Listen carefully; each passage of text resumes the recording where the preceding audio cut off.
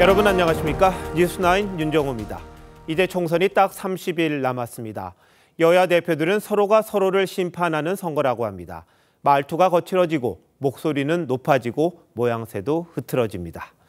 승리에 대한 절박감 때문이겠지만 이를 바라보는 국민의 마음이 편할 리가 없습니다. 무엇을 위한 정치인지, 뭘 위한 선거인지 모두가 똑바로 정신 차려야 대한민국의 앞날이 밝을 겁니다. 총선 한 달을 앞두고 각 당의 움직임은 어떤지, 선거대책위원회는 꾸렸는지, 어떤 말들로 국민의 선택을 받으려고 하는지 오현주 기자가 알아봤습니다. 국민의힘은 총선을 한 달 앞두고 총선 슬로건을 공개했습니다. 말뿐만이 아닌 행동으로 책임감 있게 실천하겠다는 의지를 담아 국민의힘이 합니다. 그동안 강조했던 8.6 운동권 청산 대신 종북 세력 심판론을 본격적으로 띄우기 시작했습니다. 준연동형 비례대표제로 이들 세력에게 길을 터준 민주당에 책임을 묻겠다는 겁니다.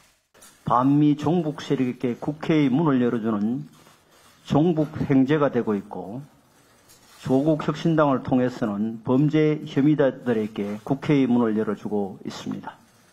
민주당은 회의장에 국기문란 특검 피켓을 내걸고 이종섭 전 국방장관의 호주 출국을 고리 삼아 정권 심판론으로 맞불을 놨습니다.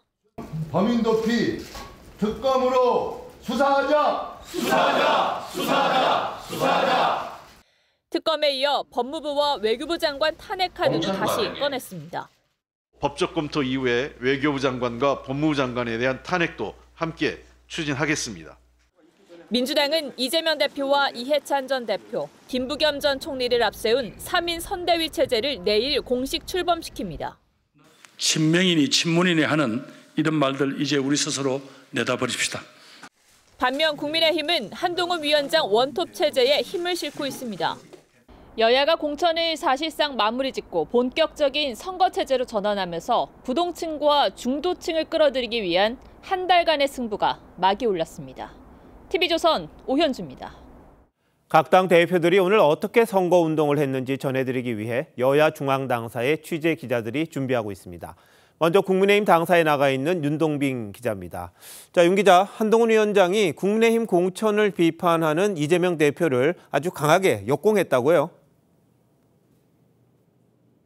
예, 그렇습니다. 한동훈 비대위원장은 여당 공천을 폐륜 공천이라고 한 민주당 이재명 대표의 발언에 대해 집중 포화를 쏟아냈습니다. 폐륜이 뭐죠? 대장동 비리, 음주운전, 정신병원 의혹. 제가 너무 많아서 다 말을 못하겠어요. 한 위원장은 이재명 대표가 자신을 공천한 것이야말로 폐륜 공천이라고 국민들이 생각할 것이라고 직격했습니다. 반미 활동가 출신 인사를 민주당 비례위성정당 1번으로 정한 것에 대해서도 반미를 당론으로 택할 것인지 묻고 싶다고 지적했습니다. 한 위원장이 오후엔 경기 고양시를 찾았다는데 윤 기자가 동행 취재를 한 거죠? 예, 그렇습니다. 제가 오늘 다녀온 고양시는요, 이 지역구 4곳 모두 현역이 야당인 여당의 대표적인 험지로 꼽힙니다. 한 위원장은 이곳에서 민주당과 싸우는 건 내가 할 테니 각 후보들은 유권자들에게 비전을 보여달라고 주문했습니다. 총선에서 승리하면 서울 편입과 경기 분도를 한 번에 추진하는 원샷 특별법을 통과시키겠다고도 약속했습니다. 제가 보기에 생각보다 절차가 단순하던데요. 그냥 그게 이 절차를 거쳐서 국회에서 법만 통과되면 되는 거 아니에요? 네, 맞습니다. 민주당 이재명 대표를 향해선 서울 편입에 대해 민주당이 찬성을 하는지 반대를 하는지도 명확하게 밝혀달라고 요구했습니다. 지금까지 국민의힘 당사에서 TV조선 윤동빈입니다. 민주당사에는 장세희 기자가 나가 있습니다. 민주당의 대여 공세 수위가 얼마나 높아졌는지 한번 물어보겠습니다. 장 기자, 이재명 대표가 정부의 5대 실정을 강하게 부각했다고요? 네, 그렇습니다. 이재명 대표는 특히 해병대원 사건 수사 외압 의혹 관련 피의자인 이종섭 전 국방장관의 호주 출국을 강하게 비판했습니다. 이 정권이 과연 제정신인가? 이건 국가 권력을 이용한 범인 은닉, 범인 해외 도피 사건입니다. 이 전 장관에 대한 호주 대사 임명 철회와 국내 압송도 주장했습니다. 그러면서 이 대표는 4월 10일은 국민을 깔보는 막장 행태, 패륜 정권을 심판하는 날이 될 것이라고 강조했습니다. 이 대표는 오늘 충청 지역을 방문했죠. 어떤 말을 했습니까? 그렇습니다. 이 대표가 찾은 천안갑은 국방부 차관이었던 신범철 후보가 공천을 받은 곳입니다. 해병대원 사건과 양평고속도로 특혜 의혹 등 5대 실정을 하나하나 거론하면서 정부 비판을 이어갔습니다. 윤 대통령을 지라고 칭하며 충청에서부터 심판해달라고 주장했습니다. 지가 고스톱 쳐서 딴 겁니까? 해초리로도 안 되면 몽둥이로 때려서라도 정신 차리게 해야 주인을 배반하지 않습니다. 이 대표 부인 김혜경 여사도 어제 인천 계양을 당원 행사의 모습을 드러냈는데 지지자들은 눈물이 난다며 호응했습니다. 지금까지 민주당 당사에서 TV조선 장세입니다. 여야 주요 격전지의 총선 30일 전 분위기를 점검해 보겠습니다. TV조선과 조선일보가 여론조사기관에 의뢰해 수도권 4곳 그리고 경남 지역 한 곳의 지지율을 조사했습니다. 그런데 한 곳만 빼고는요, 다 오차범위 내였습니다. 접전인 거죠. 황선영 기자가 지역별 조사 결과부터 전해드립니다. 서울과 경기, 인천, 경남을 비롯한 격전지 5곳에서 지지하는 총선 후보를 물었습니다. 서울 마포을 지역을 제외하면 4곳 모두 오차 범위 내 접전 중이었습니다. 지난 2000년 이후 단 한 차례를 제외하고 민주당이 차지해온 인천 계양을 해선 민주당 현역인 이재명 대표가 43%, 국민의힘 원희룡 전 국토부 장관이 35%였습니다. 지난달 선거구 조정으로 지난 총선과 대선 때 지역 평균보다 민주당 득표율이 높았던 작전 서운동이 계양 을로 편입된 이후 첫 조사 결과입니다. 16대 총선 때 선거구가 생긴 이래 보수 정당이 강세를 보였던 성남 분당갑에선 국민의힘 현역인 안철수 의원이 40%, 민주당 이광재 전 국회 사무총장이 36%, 개혁신당 류호정 의원이 1%였습니다. 경기 수원병에선 민주당 현역 김영진 의원이 35%, 국민의힘 박문규 전 산업부 장관이 33%였고 전직 경남지사가 맞붙은 경남 양산을에선 민주당 현역 김두관 의원이 39%, 지역구를 옮긴 김태호 의원이 41%로 초접전 중이었습니다. 운동권 출신 대결로 관심을 모은 서울 마포을에선 민주당 현역 정청래 의원이 44%로 28%의 국민의힘 함은경 민주화운동 동지회장을 오차범위 밖에서 앞섰고 녹색정의당 장혜영 의원은 4%였습니다. 이번 조사는 5개 각 지역구의 성인 남녀 500명을 대상으로 가상번호를 활용한 전화면접 방식으로 실시됐고 표본 오차는 95% 신뢰 수준의 플러스 마이너스 4.4%포인트입니다. TV조선 황선영입니다. 이번 여론조사를 통해 세대별 응답자들의 공통된 성향도 몇 가지 확인했습니다. 특히 20대 응답자 상당수가 아직 지지 후보를 결정하지 못했다고 합니다. 이들이 총선의 큰 변수가 될지 한송원 기자가 설명합니다. 이번 총선 때 어느 쪽에 힘을 실어줄 것인지 묻는 질문에 세대별 응답은 다소 엇갈렸습니다. 이 서울 마포을의 경우에 70대 이상에서는 67%가 현 정부 지원을 위해서 여당에 힘을 싣겠다 이렇게 답을 했고 40대 유권자 가운데 74%가 이 정부 심판을 이유로 야당 손을 들어줬습니다. 이 다른 격전지 4곳에서도 40대에서는 야당 지지 성향이 그리고 70대 이상에서는 여당 지지세가 강했습니다. 이 주목할 세대는 18세에서 29세까지 청년층입니다. 이 20대 응답자의 경우에는 아직 후보를 정하지 못했다는 비율이 다른 세대보다 좀 월등히 높았습니다. 특히 5곳 가운데 4곳에서는 여야 후보의 지지율보다도 높았습니다. 이 다른 세대에 비해 많게는 4배 가까이 높은 수치입니다.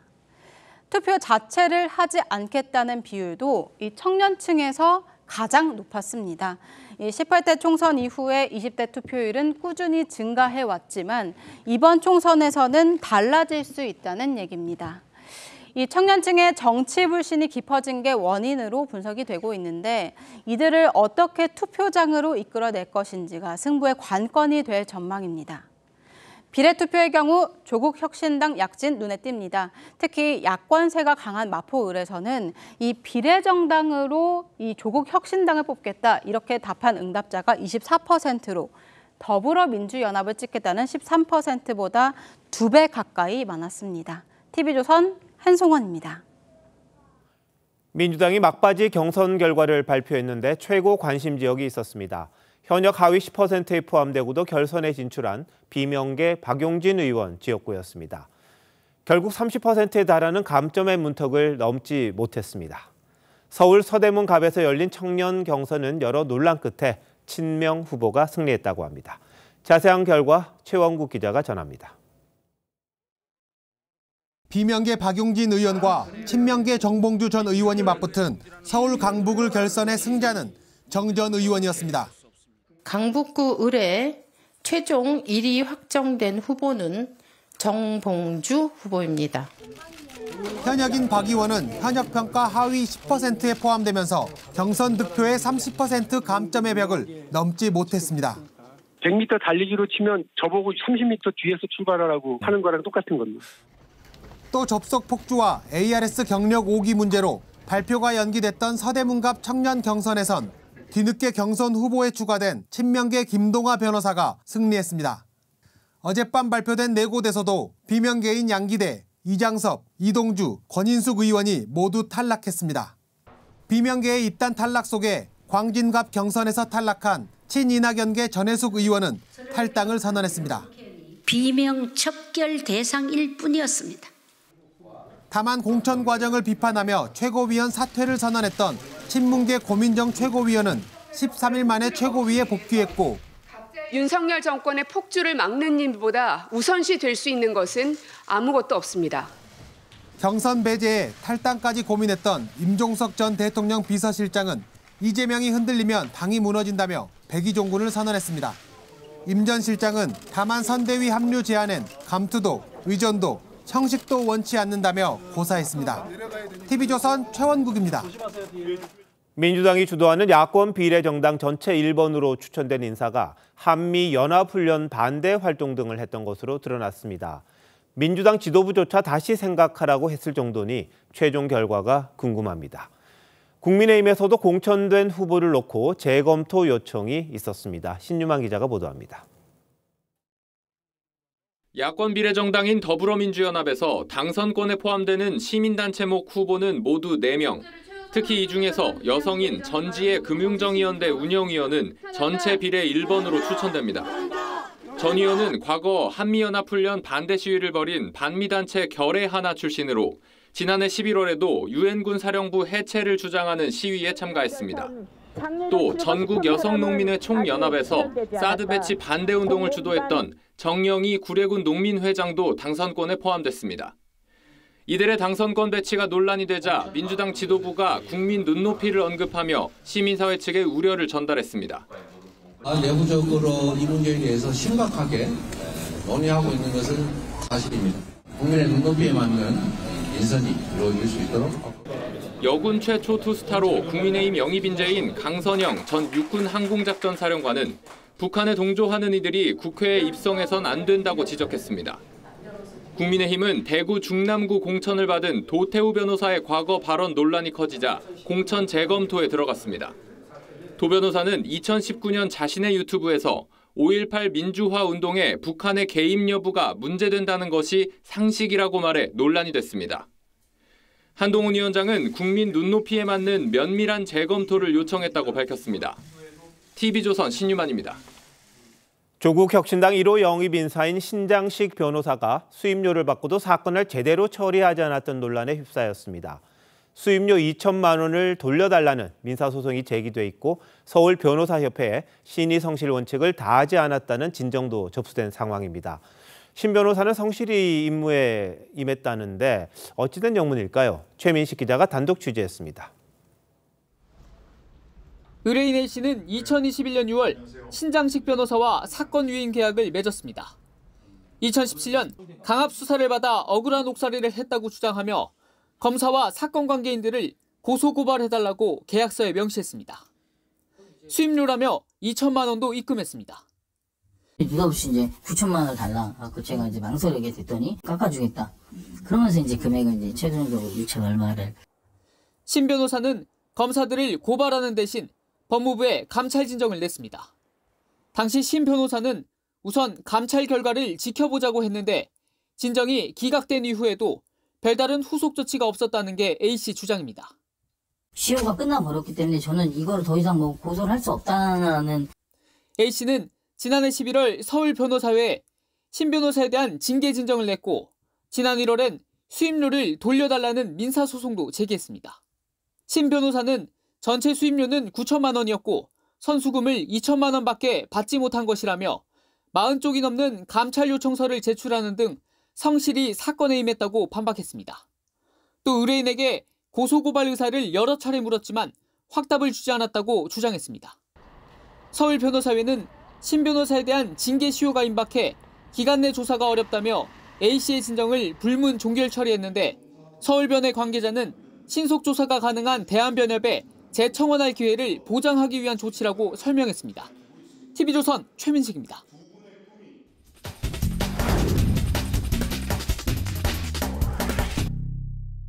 격전지를 가다 오늘은 지난 총선 때 서울에서 가장 적은 표차로 승부가 갈렸던 신정치 1번지 용산입니다. 5선에 도전하는 국민의힘 권영세 후보와 서울시 부시장 출신 민주당 강태웅 후보가 다시 맞붙습니다. 조성호 기자가 다녀왔습니다. 용산은 대통령실이 이전하면서 신정치 1번지로 떠오른 곳입니다.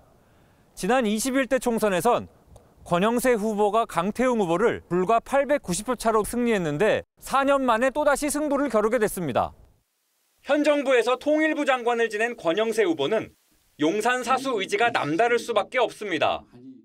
자랑스러운 용산구의 국민의힘 권영세 의원입니다. 권영세, 예.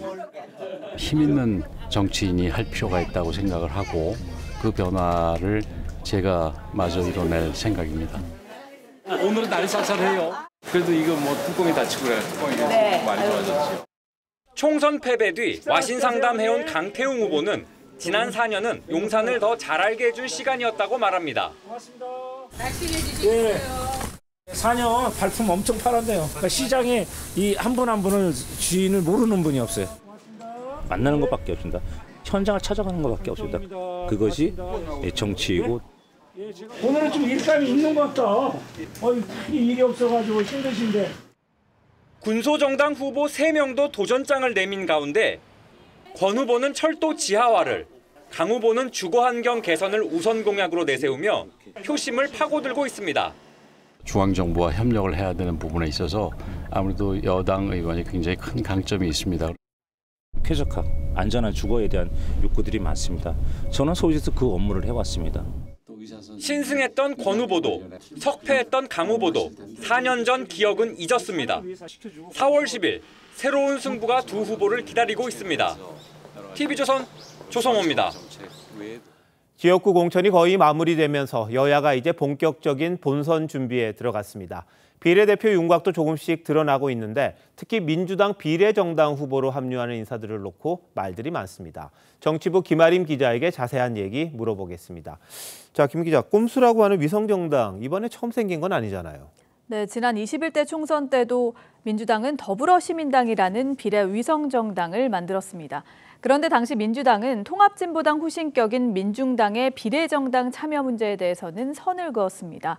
내란 선동 등으로 수감됐던 이석기 전 의원 문제가 중도층 표심에 악영향을 줄 수 있다는 판단 때문입니다. 자, 그런데 이번엔 이 통진당 후신으로 평가받고 있죠. 진보당이 참여한 거죠.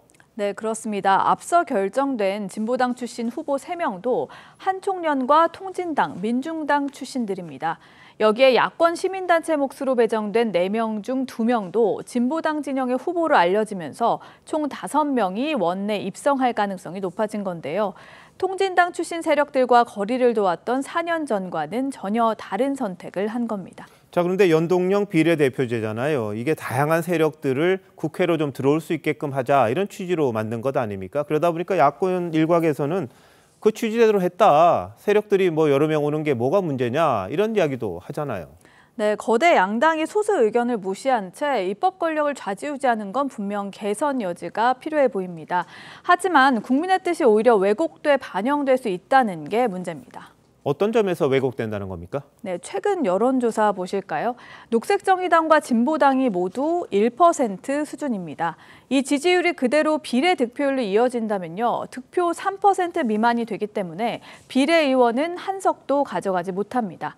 하지만 민주당 위성정당에 참여했다는 이유로 진보당은 비례로만 3명이 안정권에 들어있고 합류를 거부한 녹색정의당은 비례 의석을 얻기가 쉽지 않은 상황인 겁니다. 국민의 뜻보다 꼼수라고 평가받는 위성정당 참여 여부에 따라 의석수가 결정되는 모순이 생기는 겁니다. 결국 유권자가 어떻게 선택할지 그게 가장 중요한 부분이긴 한데 민주당 지도부가 우려를 전달했다는 거 그것만 봐도 좀 심각하다 이렇게 볼 수도 있겠네요. 자, 우리 계속 이야기했습니다만 이제 선거 한 달 남았습니다. 그러다 보니까 이제 여론에 대한 관심도 높은데 지금까지는 보면 국민의힘이 다소 선전하고 있다 이런 이야기가 나왔었잖아요. 근데 여권 내부에서 이게 분위기가 바뀌고 있다 이런 우려가 또 나온다고요? 네, 맞습니다. 실제로 역대 총선에서도 선거 한 달 전 공개됐던 여론조사가 총선 결과로 그대로 이어지는 경우가 많이 없었는데요. 19대 총선에서는 이명박 정권 심판론이 커지면서 한 달 전 한 여론조사에서 새누리당과 민주통합당 지지율이 29% 대 28%로 초접전 양상이었는데 여당이던 새누리당이 152석으로 과반을 차지했고요.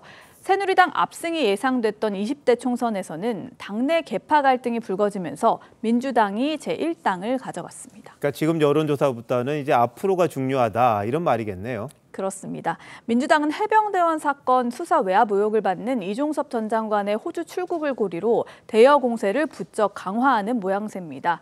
국민의힘은 그동안 강조했던 운동권 심판에 이어서 종북 세력 심판을 들고 나왔는데 어느 쪽이 중도층의 마음을 끌어올 수 있느냐가 승부의 관건이 될 걸로 보입니다. 네, 민주당이 좀 처음에는 거리를 뒀었죠. 조국혁신당 지금 지지세가 만만치 않더라고요. 결국은 진영 대 진영의 싸움이 될 거다 이렇게 봐야겠네요.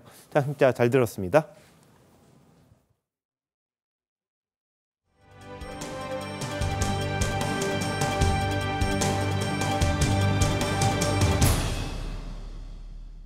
전공의들이 병원을 떠난 지 오늘로 4주째 접어들었습니다. 규모로는 전체 전공의의 93%, 12,000명이 이탈했습니다. 최근 복귀하는 전공의가 늘지 않고 있는 만큼 사태가 더 장기화할 가능성도 배제할 수 없는데요. 정부는 법과 원칙에 따라서 면허 정지 절차를 밟는 동시에 이들에 대한 설득에도 힘을 쏟고 있습니다. 국립중앙의료원에 나가 있는 취재기자 연결합니다. 자, 박재용 기자, 정부가 전공의에게 어떤 메시지를 냈습니까? 네, 일단 이곳 국립중앙의료원의 전공의 약 77%가 병원을 떠난 상태입니다. 정부는 복귀할 경우 최대한 선처하겠다고 밝혔는데 직접 들어보시겠습니다. 정부는 행정처분 절차가 완료되기 전까지 전공의들이 복귀한다면 정상을 참작해 전공의를 보호할 것입니다. 다시 말해 전공의들이 면허정지 절차가 마무리되는 시점 안에만 돌아온다면 이를 감안하겠다는 방침입니다. 처분을 아예 안 한다는 뜻은 아니지만 돌아오지 않는 전공의들과는 다른 처분이 나갈 수 있다는 게 정부 설명입니다. 미복귀 전공의는 현재까지 11,994명으로 정부는 4,944명에게 면허정지 사전통지서를 발송했습니다. 정부는 이르면 이번 주까지 통지서 발송을 마무리한다는 계획이라 다음 주부터는 본격적인 의견 청취 절차에 들어갈 것으로 보입니다. 네, 그래도 복귀를 주저하는 전공의가 상당수일 텐데요. 다른 설득 방안도 있습니까? 네, 정부는 내일부터 전공의 보호 신고센터를 운영합니다. 복귀에 따른 왕따, 집단 따돌림 등으로부터 전공의들을 보호하는 조치입니다. 전공의 요청 시 다른 병원으로 옮기는 것을 돕고 이들을 상대로 한 위법 사항 확인 시 신속히 수사에도 착수한다는 방침입니다. 남아있는 전공의들의 업무 부담 등을 줄이기 위해 정부는 오늘부터 군의관과 공중보건의 1,158명을 20개 대형 병원에 투입했습니다. 경찰은 이른바 전공의 블랙리스트가 올라온 온라인 사이트를 압수수색하고 강제 수사에 들어갔습니다. 국립중앙의료원에서 TV조선 박재훈입니다. 네, 전공에 이어서 의대 교수도 집단 행동을 본격화하고 있습니다. 서울대 의대 교수들이 잠시 전 긴급총회를 열고 이 사태가 나아지지 않으면 오는 18일 교수 전원이 사퇴하겠다고 했습니다. 배상현 기자입니다. 서울대 의대 교수 430여 명이 한자리에 모였습니다. 2시간 넘게 이어진 총회에서 교수들은 집단 사직서 제출에 뜻을 모았습니다. 정부가 사태 해결에 진정성 있는 합리적 방안을 도출하지 않는다면 일주일 후인 오는 18일 단체로 사직서를 제출하기로 했습니다. 제자인 의대생과 전공의들이 합법적으로 다치지 않게 교수 입장에서 중재를 좀 해보자.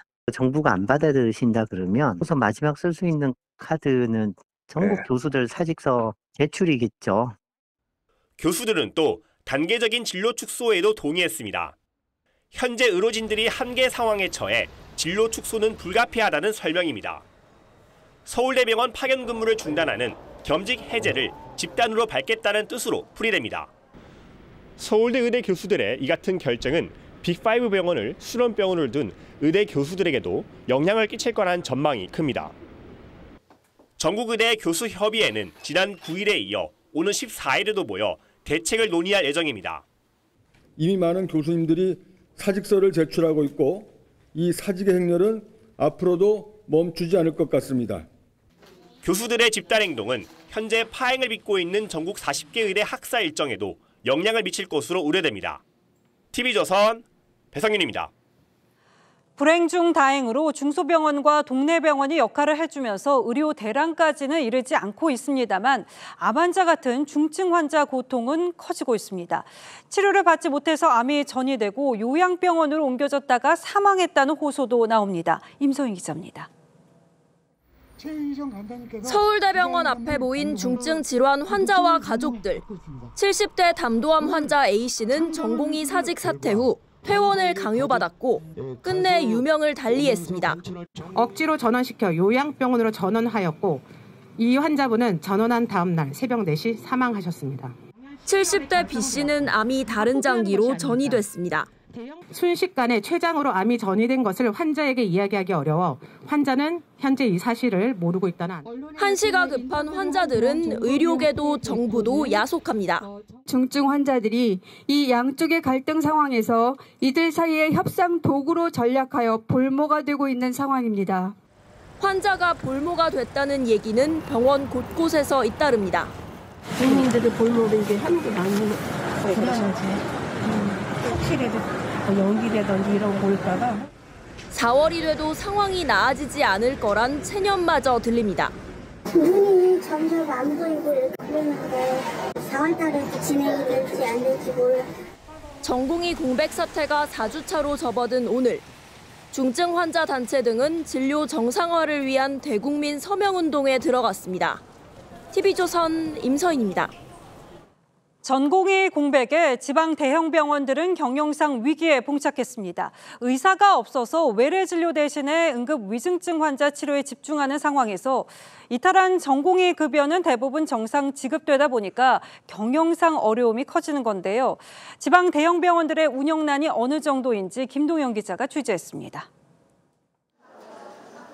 울산대병원 외래 환자 접수 창구. 환자나 보호자들이 수속을 밟고 있습니다. 창구 앞 대기석엔 여기저기 빈자리가 보입니다. 이 병원의 외래 환자는 전공의 사직 전보다 약 20%가 줄었습니다. 입원 병상 가동률은 50% 정도로 떨어졌습니다. 입원을 해가지고 수술을 받고 뭘 해야 되는데 그런 것도 잘 안 되고 의사가 없어서 그런지. 병원 측은 환자가 줄면서 최근 한 달 적자만 60억 원에 이른다며 병동 2개를 통폐합하고 무급휴가제를 도입하는 등 비상 경영에 돌입했습니다. 폐가 침몰하고 난 다음에 그 구조대를 뛸 수는 없는 거죠. 그러니까 사실은 지금은 병원이 하루하루가 굉장히 급박한 상황이고. 하지만 노조는 병원 측의 일방적인 결정이라며 반발하고 있습니다. 모든 직원들이 동의가 돼야 되고 또한 어떤 대책을 세울 건지 그리고 보상은 어떻게 할 건지가 명백하게 나와야. 부산대병원도 6개 병동을 통폐합하는 등 비상 경영을 하고 있지만 매일 5억 원씩의 적자가 나고 있습니다. 평일 기준으로 했을 때 한 22일 되잖아요, 한 달에. 그러면 한 100억에서 150억 사이 된다는 게. 강원도는 지역 4개 병원이 경영난으로 수당 등의 임금체불마저 우려되자 재난관리기금에서 8억 원을 긴급 지원하고 나섰습니다. TV조선 김동열입니다. 이 수능 출제 관계자와 사교육 업체 간의 유착 의혹을 감사해온 감사원이 현재 교사를 비롯한 56명을 경찰에 수사 의뢰했습니다. 감사 대상에는 2년여 전에 이른바 판박이 지문으로 큰 논란이 됐던 수능 영어 문항의 실체도 파악이 됐는데요. 당시 해당 지문이 왜 걸러지지 못했던 건지 차정승 기자가 보도합니다. 2022년 치러진 수능에서 논란이 된 영어 23번 문항입니다. 하버드대 교수의 저서를 인용해 주제를 고르는 문제였는데 수능 2달 전 입시학원 유명 강사가 만든 모의고사와 지문이 같았습니다. 학생들의 항의가 잇따랐고 전체 이의 신청의 60% 이상이 이 문항을 지적했지만 당시 한국교육과정평가원은 문제가 없다고 했습니다. 지문의 출처는 동일했는데 문항 유형이나 선택지 구성 등이 다르기 때문에. 하지만 감사원 감사 결과 논란의 문제는 당시 출간을 앞둔 EBS 교재에 실렸는데 수능 출제위원인 교수 A씨가 교재를 감수하면서 무단 유출한 걸로 드러났습니다. 평소 교사들에게 EBS 교재 파일을 받아온 유명 학원 강사 B씨는 이를 자체 모의고사에 출제했습니다. 수능 문제와 사설 모의고사의 중복 여부를 검증하는 평가원은 강사 B씨의 모의고사를 누락했고 수능 이후 이의 신청이 빗발치자 거짓 설명까지 꾸며낸 걸로 조사됐습니다. 해당 안건을 아예 이의심사위원회 심사 대상에서 제외하기로 공모한 것으로 드러났습니다. 감사원은 교사를 비롯해 총 56명을 수사 의뢰했고 평가원은 수사 결과에 따라 담당자들을 징계 조치하겠다고 했습니다. TV조선 차정수입니다. 지난해 야간 외출 제한 명령을 어기고 집 밖으로 나왔다가 적발된 조두순이 징역형을 구형받았습니다. 조 씨는 재판에서 아내와 싸워서 화가 나서 그랬다면서 선처로 호소했지만 검찰은 징역 1년을 구형했습니다. 구자영 기자입니다. 재판을 받고 나오는 조두순. 야간 외출 제한 명령을 위반한 사실을 인정하냐는 취재진의 질문에 가정사를 들먹입니다. 마누라가 22번 집을 나갔어요. 그냥 한 번 들어와서 이혼하세요. 이혼해. 앞서 열린 첫 재판에서도 아내가 집을 나가 화가 나서 집 앞 초소에 갔었다면서 재발 방지를 약속했습니다. 나라에서 한 달에 100만 원을 받는다며 벌금을 줄여달라고도 했습니다. 하지만 검찰은 징역 1년을 구형했습니다. 검찰은 조 씨가 판사를 잘 만나면 벌금 150만 원, 잘못 만나면 300만 원이라고 하는 등 대수롭지 않아 하는 태도를 보이고 있다며 구형 이유를 밝혔습니다. 아동 성범죄로 복역 후 4년 전 출소한 조 씨에게 법원은 전자장치를 부착하고 밤 9시부터 다음 날 아침 6시까지 외출을 금지하도록 명령했습니다. 하지만 그는 지난해 12월 외출 금지 시간을 넘겨 40분 동안 집 밖에 머물다 적발돼 재판에 넘겨졌습니다. 조 씨는 과거 범행에 대해선 횡설수설했습니다. 근데 나는 사람이 아닌 것 같아. 내가 가지고 그래요. 말이 안 되는 거예요. 나는 전혀 그런 사람이 아니에요. 전자장치 부착법 위반 혐의에 대한 1심 선고는 오는 20일 내려집니다. TV조선 구자영입니다. 불완전 판매 논란이 일었던 홍콩 ELS 투자자들에 대한 정부의 배상 기준안이 나왔습니다. 판매사와 투자자의 책임 정도에 따라 0에서 100%까지 배상이 가능하지만 현실적으로는 20에서 60% 정도 될 걸로 보입니다. 김창섭 기자가 배상 비율을 알려드립니다. 올해 손실만 6조 원에 달할 것으로 추정되는 홍콩 ELS. 금융감독원은 2달간의 현장 검사 끝에 배상 기준안을 마련했습니다.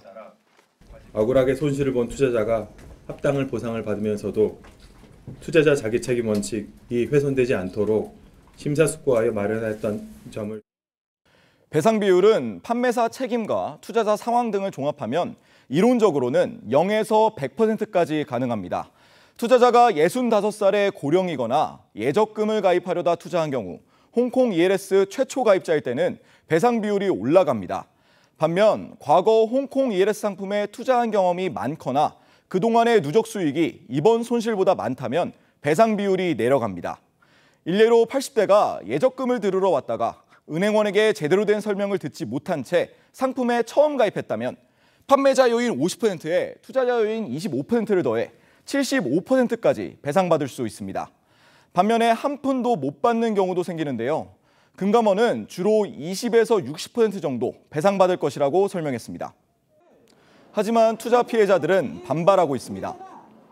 피해자들의 입장을 전혀 고려치 않은 은행사 입장에서만 배려된 배상 기준이라고밖에는 볼 수 없습니다.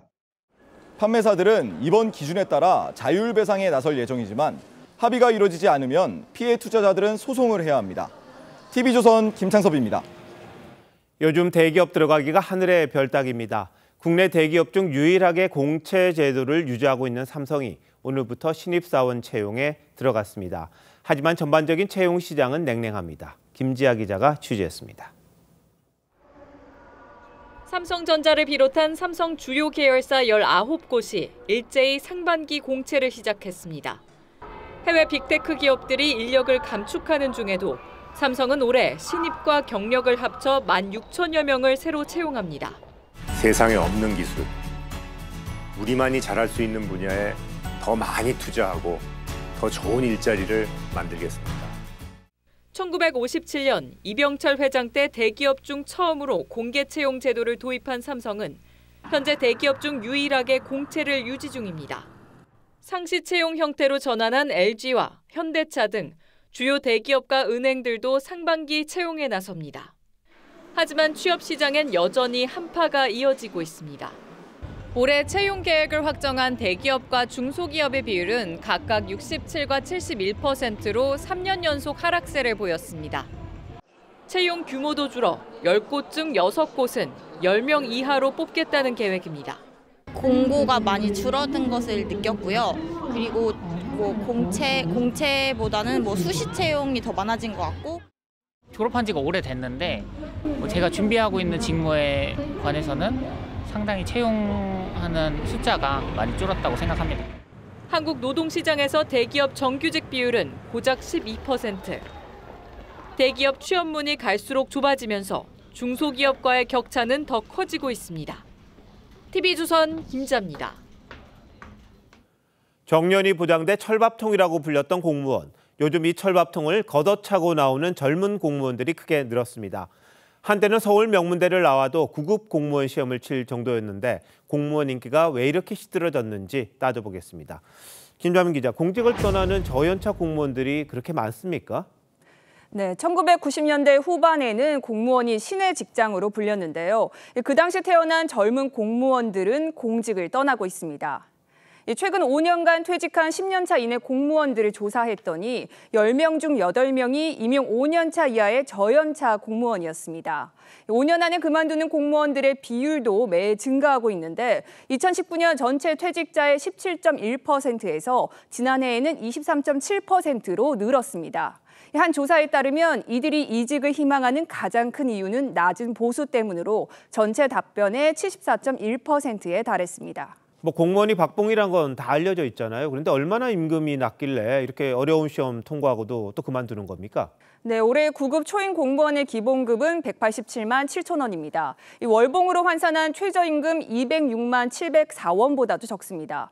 물론 공무원의 봉급에는 각종 수당이 붙습니다. 이 수당을 더한 월평균 임금은 251만 원이고 연봉은 올해 처음으로 3천만 원을 넘었습니다.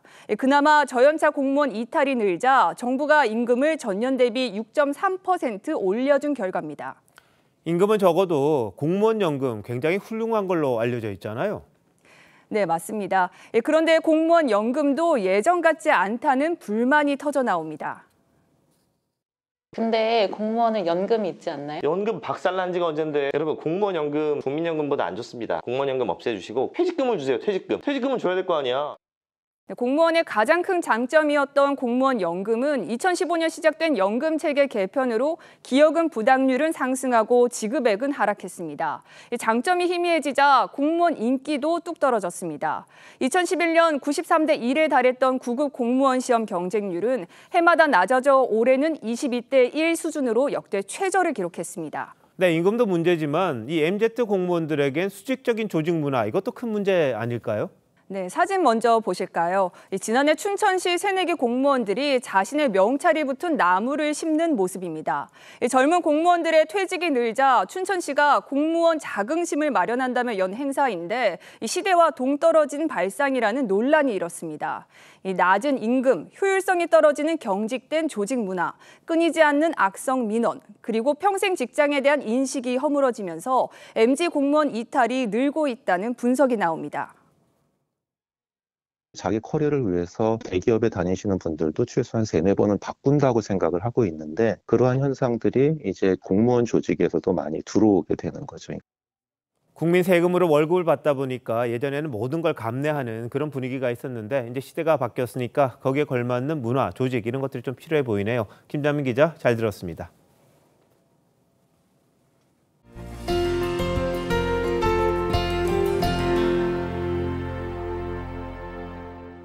일본 후쿠시마 지진으로 제1원전에서 폭발 사고가 일어난 지 13년입니다.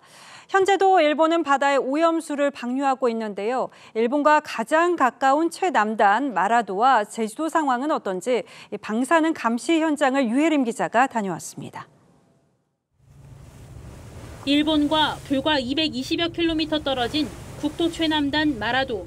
2011년 후쿠시마 원전 사고로 80경베크렐의 방사성 물질이 유출된 뒤 감시에 최전선이 됐습니다. 이 감시기는 우리 국토의 가장 남쪽에 위치해 있어 일본 등에서 방사능 물질이 유입될 경우 가장 먼저 감지할 수 있습니다. 다행히 2012년 검사 시작 이후 기준치를 넘긴 적은 한 번도 없습니다. 실시간 방사선 수치는 시간당 0.07호 마이크로시버트, 기준치보다 절반 이상 낮습니다. 최소 측정 단위는 5초마다 측정을 해서 우리나라 전국 평균 0.12 마이크로시버트 퍼 아워에서 좀 낮은 편입니다. 일본이 지난해 8월 오염수 방류를 시작한 이후 제주도 근해에 대한 방사능 검사도 연 1회에서 매달 2회로 크게 늘렸습니다. 일본은 원전 사고 때 유출된 양의 900분의 1 정도인 총 860조 베크렐의 방사성 오염수를 30년에 걸쳐 방류하는데 제주도의 방사능 양은 사고 전과 큰 차이가 없습니다. 기준치를 넘은 적은 없었습니다. 지금까지 모든 시로가 MDA 이하의 값을 보였습니다. 정부는 2028년까지 감시소를 296곳으로 늘리고 후쿠시마 현장을 격주로 방문해 방류 상태를 점검할 계획입니다. TV조선 유혜림입니다. 사막에 지어진 도시 두바이에 이례적으로 벼락과 폭풍을 동반한 폭우가 쏟아져 물난리가 났습니다. 세계 최고층 빌딩 첨탑에는 번개가 내리꽂히는 장면도 포착됐습니다. 이정민 기자가 보도합니다. 높이 828m, 163층인 세계 최고층 빌딩 부르즈 칼리파 꼭대기에 요란한 천둥과 함께 벼락이 내리꽂힙니다. 도로 곳곳이 침수되고 건물 안에도 물이 들어찼습니다. 일부 지역엔 골프공만한 우박도 떨어졌는데 주차된 차량 유리창엔 구멍이 생겼습니다. 현지 시간 9일 중동 아랍에미리트 사막 지형에 건설된 두바이에 단 6시간 동안 50mm의 폭우가 쏟아졌습니다. 연간 강수량 120mm의 절반 수준입니다.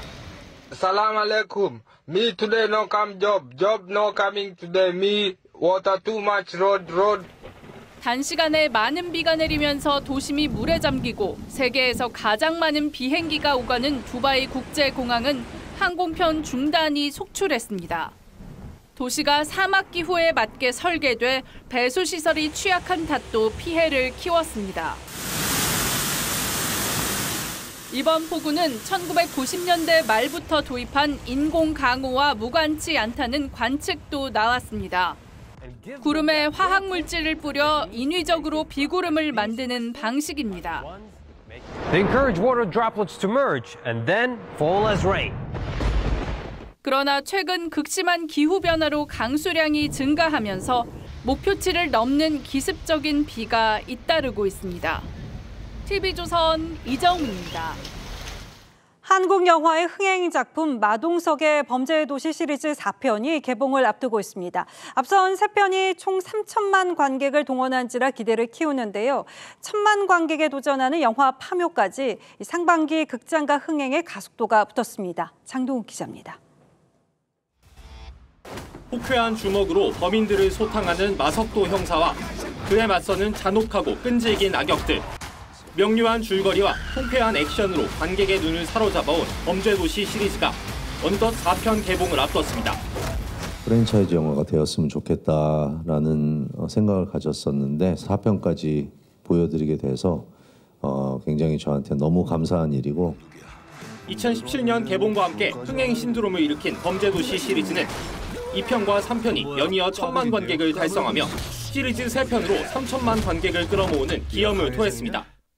특히 이번 작품은 시리즈 중 처음으로 베를린 국제영화제 비경쟁 부문에 초청받아 해외 관객의 호평까지 받았습니다. 오락성뿐만이 아니고 좀 약간 사회적 가치, 특히나 IT를 활용한 범죄 이런 문제들을 다뤘기 때문에 800만을 돌파하며 우리 박스오피스 사상 공포 장르 최다 관객 신기록을 쓴 파묘의 기세 역시 꺾이지 않고 1,000만을 향해 달리고 있습니다. 서울의 봄부터 파묘, 범죄도시까지 국산 영화들의 연이은 흥행으로 극장가도 어느 때보다 탄력을 받을 전망입니다. TV조선 장동우입니다.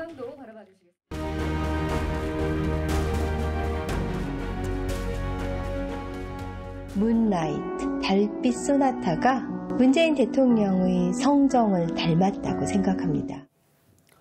민주당 의원이 베토벤 소나타 월광을 연주해 문재인 대통령에게 바쳤습니다.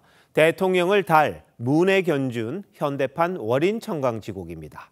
청와대에 발탁된 그가 대선 이튿날 대통령의 메시지를 읽다가 눈물을 쏟았습니다. 이재명 후보를 위로하는 대목에서였죠. 낙선하신 분과 그 지지자들께 민주당 부대변인이 외모 이상형을 꼽는 게임을 합니다. 이재명 대 조국. 하나, 둘, 셋. 이재명. 이재명 대 차은우. 하나, 둘, 셋. 이재명. 아첨을 비꼬는 옛말이 있죠. 수염에 붙은 먼지를 털어준다. 민주당 최고위원이 이 대표 코옆에 붙은 뭔가를 떼내줍니다. 이 세 분 모두가 공교롭게 전략 또는 단수 공천을 받았습니다. 친문 지역구를 공략한 친명 후보는 전에 이런 말을 했죠. 이 대표가 생가 앞 200년 소나무의 기운을 받은 것 같다. 이 대표를 정조에 비유한 책도 냈습니다. 한동훈 국민의힘 비상대책위원장은 수원 전통시장에 갔다가 이런 말을 들었습니다. 왕이 되시면 정조대왕처럼 정책을 펴주시라. 그는 분위기가 이상하다며 기자들에게 쓰지 말아달라고 부탁을 했죠. 총선이 다가오면서 낯뜨겁고 고약하고 어처구니 없는 말들이 이어지고 있습니다. 설마 이치가 아니겠지? 이 대표가 시민들 앞에서 속된 말을 입에 올렸습니다. 윤석열 후보에게 투표한 사람들을 조롱한 겁니다.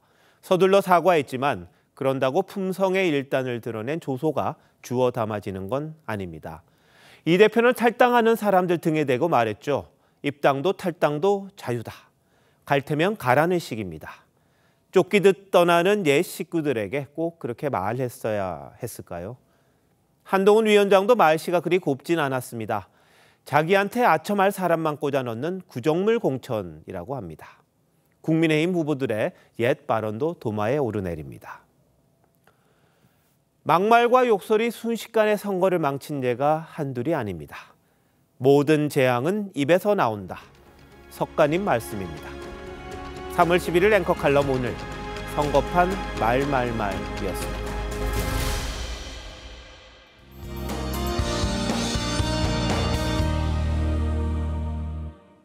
내일은 북쪽에서 내려오는 기압골의 영향으로 전국 대부분 지역에 비나 눈이 내리겠습니다. 대기 불안정으로 돌풍이 불고 천둥, 번개가 치는 곳이 있겠고요. 일부 남부지방에서는 쌀아구박이 떨어질 수 있겠습니다. 예상 강수량은 중부와 경북 북부에 5mm 안팎, 남부지방에 5에서 20, 제주에 10에서 30mm가 되겠고요. 강원 산지에 최고 5cm, 제주 산지에 많게는 10cm 이상의 눈이 내려 쌓이겠습니다. 내일 새벽부터 아침 사이 남부지방에 짙은 안개가 끼겠습니다. 해안가와 제주로는 강풍이 불겠습니다. 내일 아침 서울이 5도, 대구 3도로 오늘보다 높겠습니다. 낮이 되면 서울이 11도, 부산은 13도까지 오르겠습니다. 바다의 물결은 최고 4m 안팎까지 높게 일겠습니다. 비와 눈은 내일 오후부터 차츰 그치기 시작해 저녁에는 모두 그치겠습니다. 날씨였습니다. 3월 11일 월요일 뉴스나인 마칩니다. 시청해주신 여러분 고맙습니다.